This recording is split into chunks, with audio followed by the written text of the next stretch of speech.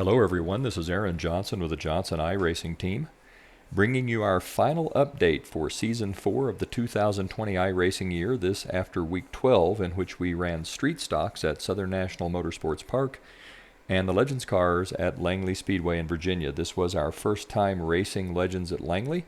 We were able to build a pretty good setup and have some decent performances at Langley Speedway. Because it's the final update of the season ends in about 10 minutes.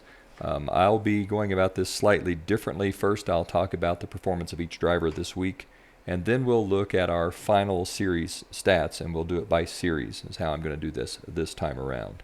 We'll start out with Jake Johnson. Jake only ran 2 races this week. It was kind of a difficult week for him. The trimester was coming to an end, and he had a lot of school work to do.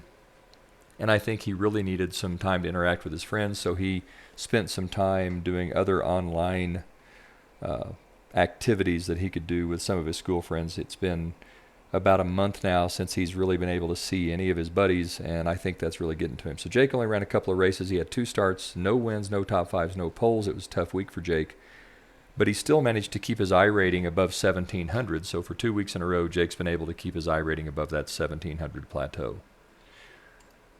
My brother Joe had a pretty good week. He started 4 races. He had no wins, but he finished in the top 5 3 times. A top 5 percentage of 75% is excellent, and he did that in the top split, racing against the very best iRacers in the world in the Legends division. He didn't have any pole positions, but still a good week overall. Joe raised his iRating to 2,333. That's the highest his iRating has been since we started, and that puts him somewhere in the top 5% by iRating, 5 to 8% by iRating of all drivers in the world. So he's doing a really nice job in terms of his overall performance.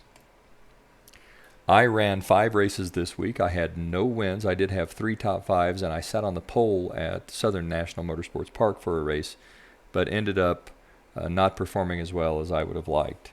My iRating went up to 2708.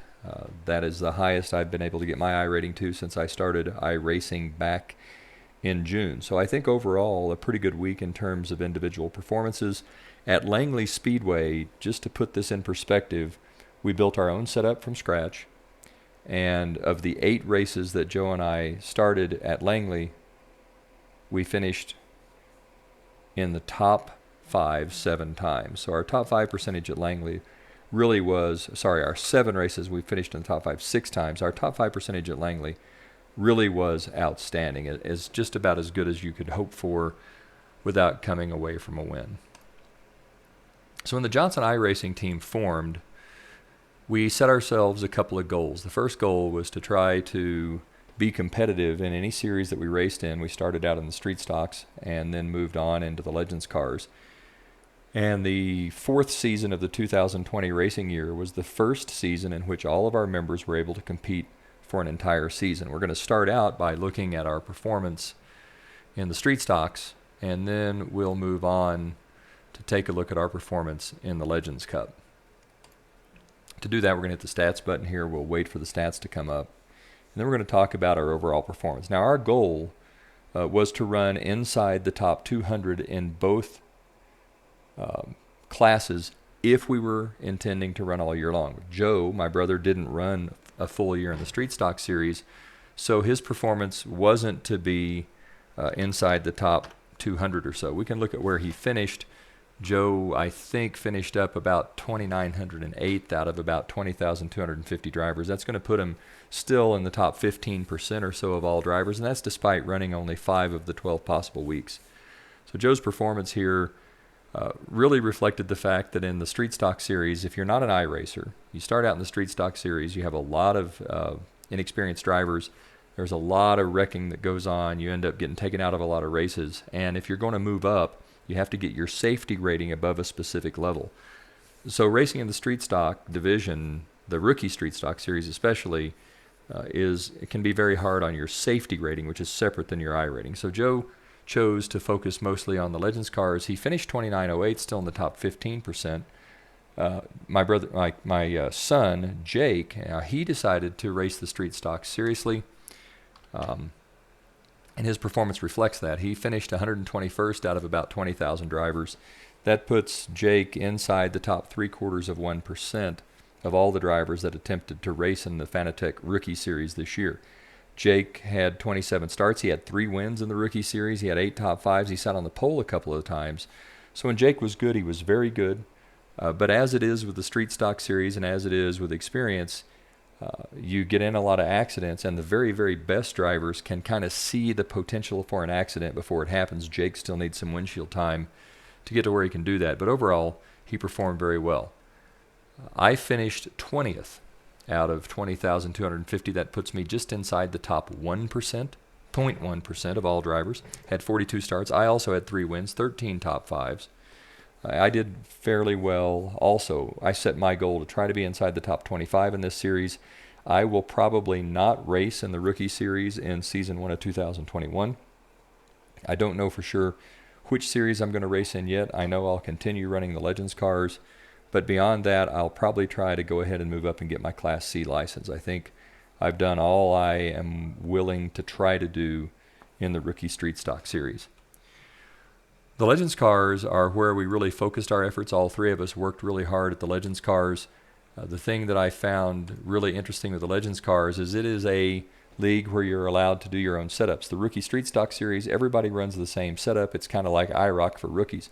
But in the Legends cars, you're allowed to build your own setups. And Joe and I build essentially all of our own setups. I think we got 1 setup from outside, but the rest of the time we built our own setups. So this performance that we see here reflects our individual setups and our performance building those setups.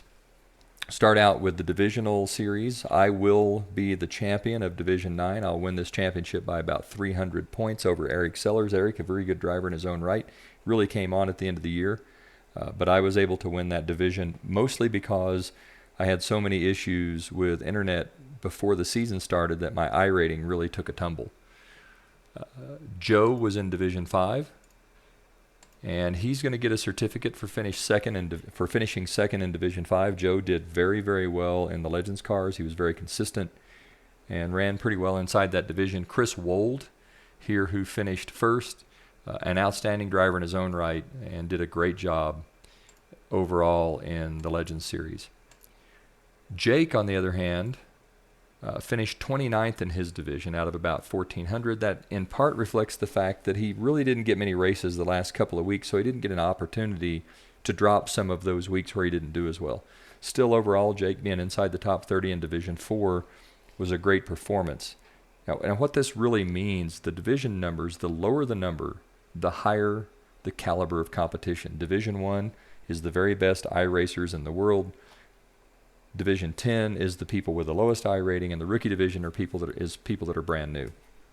So we were in Divisions 4, 5, and 9. I think we acquitted ourselves well. If we look at the overall standings, we'll talk about Jake first. Right? So if we look at the overall standings, Jake, I think, is going to finish up just inside the top 200. He's going to be about 191st. He had 40 starts, 7 wins in the Legends Cup, 17 top 5s. So his top 5 percentage is, not quite 40%, but close. He had 7 poles. He had an average start and finish of 8th and 7th. You get about 14 cars in these races. So his average start and finish was in the middle. But when Jake was good, he was really, really good. And he finished inside that top 200. That puts him about the top 1.2%. So Jake did a really nice job. My brother Joe, he finished 78th out of 17,000 drivers. That puts him inside the top 0.5%. He had 54 starts. He had 2 wins, 26 top 5s. And 4 poles. His top 5 percentage, not quite 50%, but very close. And as I've said more than once, our goal is to finish in the top 5 half the time. If we can finish in the top 5 half the time, I think we consider that a really good performance. I ended up finishing 47th. It looks like I'll be 47th. There's still 1 race left. That could change, but it won't change more than a position or 2 one way or the other. 47th out of 17,300 or so, puts me inside the top 0.3%. I had a good year. I had 67 starts, 13 wins, most of those early in the year, 40 top fives. My top five percentage closing in on 2/3, not quite there, but very close, and 14 pole positions. It tended to qualify very well. So I had a pretty good year. In the Legends cars, in the Legends division, Joe, Jake, and I all managed to finish inside the top 200, which is kind of a goal we set for ourselves. We wanted to be inside the top 250. We were able to do that, I think, with some success. In addition to the regular Legends cars competition, I also competed in the time trial events. I competed in the season time trial where I was in Division 2. I was the Division 2 champion. There were only 12 people who competed in Division 2. So take that championship with a grain of salt, but hey, a win's a win, and you take them any way you can get them. Overall, I competed for the full 12-week season. I finished second to Joseph Palmore. He's a Class A driver out of New York. Fantastic driver, incredibly quick. I worked really diligently to try to get him, but I just wasn't able to score quite as many points. There's a possibility of 100 points per week.